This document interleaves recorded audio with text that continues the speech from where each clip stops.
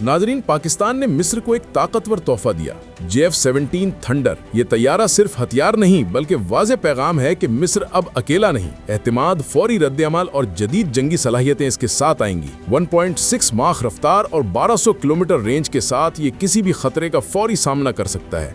PL-12 missile, laser guided bomb और modern electronic warfare systems इसे मौसर बनाते हैं। पाकिस्तान ने कंप्लीट पैकेज दिया, टेक्नोलॉजी, स्पेयर पार्ट्स और ट्रेनिंग सब शामिल है। ये कदम दोनों मुल्कों के दिफाई ताउन को नई ताकत देगा और खित्ते का बैलेंस बदलने की सलाहियत रखता है।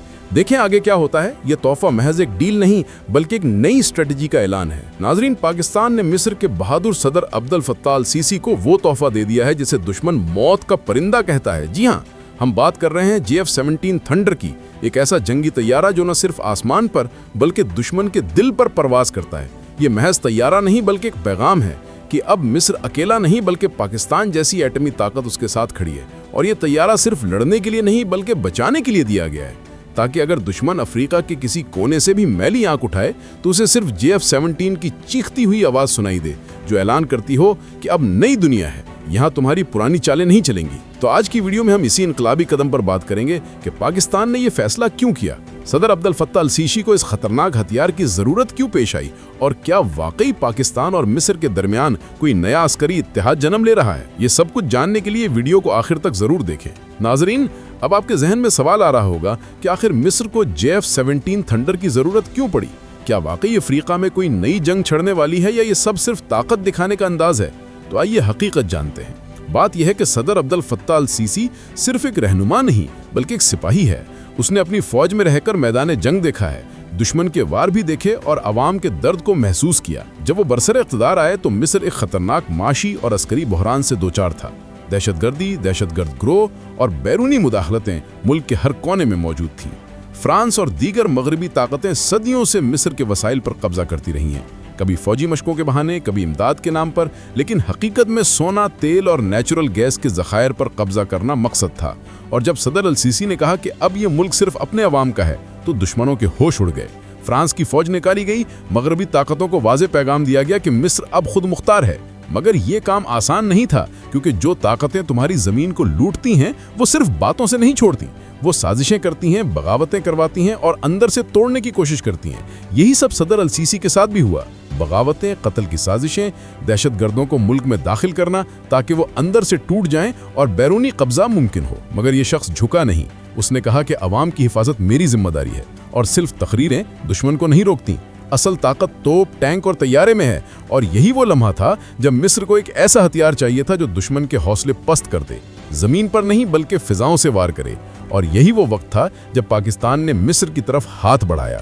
पाकिस्तान ने न सिर्फ सदर अल सीसी की हौसला अफजाई की बल्कि उसे JF-17 थंडर देने का फैसला किया था कि अगर दुश्मन ने मिस्र की सरजमीन पर मैली आग भी उठाई तो जवाब सिर्फ जमीन से नहीं बल्कि फिजाओं से भी मिले। ये तैयारा आवाज की रफ्तार से 2 गुना रफ्तार रखता है, यानी दुश्मन के किसी भी इलाके में पहुंचने के लिए सेकंड्स का मोहताज है।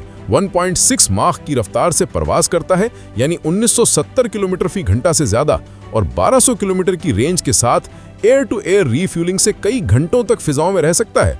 इसके हथियार किसी बड़े तैयारे से कम नहीं।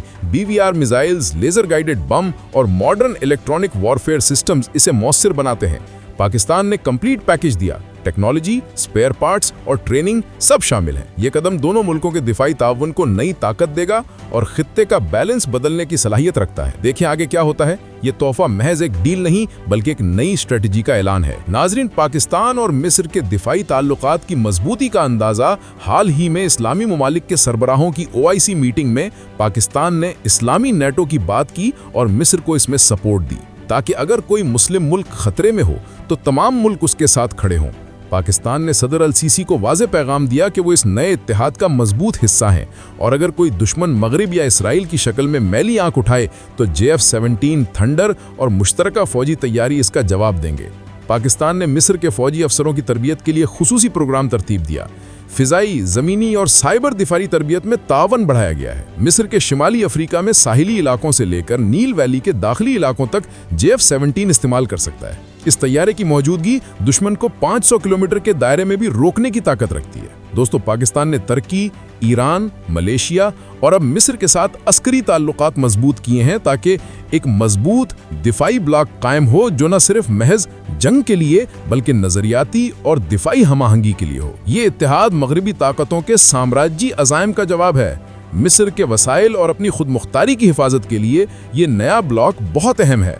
इसके जरिए पाकिस्तान और मिस्र दोनों अपनी फिजाई, जमीनी और साइबर ताकतों को मजबूत कर सकते हैं। नाजरीन, ये तैयारा महज एक जंगी हथियार नहीं बल्कि एक पैगाम है कि मिस्र के दुश्मन आगे बढ़ें तो जवाब हर सिमत से आएगा। और जब ये JF-17 थंडर मिस्र के आसमान पर परवाज करेगा तो दुश्मन के कदम पीछे हट जाएंगे, क्योंकि मौत जब परिंदा बनकर उड़ती है तो कोई महफूज नहीं रहता। नाजरीन, पाकिस्तान और मिस्र का ये इत्तेहाद न सिर्फ दिफा बल्कि एक नए नजरियाती और अस्करी इनकलाब की शुरुआत है और आने वाले बरसों में ये ब्लॉक ब्रिक्स, SCO और दीगर आलमी इत्तेहादों के मुकाबले में अपना मुकाम बनाएगा। ये इत्तेहाद उन सब ममालिक के लिए उम्मीद बनेगा जो मगरबी साम्राज्य से आज़ाद होना चाहते हैं, अपने अवाम की खिदमत करना चाहते हैं और अपनी ज़मीन, वसाइल और अवाम की हिफाजत को तरजीह देते हैं। अगर आपको लगता है कि पाकिस्तान और मिस्र का ये नया इत्तेहाद वाकई एक नई दुनिया की शुरुआत है तो कमेंट्स में ज़रूर लिखें। नया दौर शुरू हो चुका है।